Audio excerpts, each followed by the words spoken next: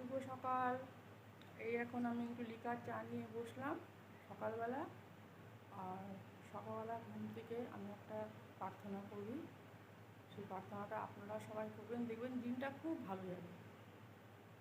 इतनी शक्ति हमें देना दाता, मन का विश्वास कमजोर होना, हम चले ना एक रास्ते पे हमसे कोई दूर होना, इतनी शक्ति हमें देना दाता, मन का विश्वास कमजोर होना।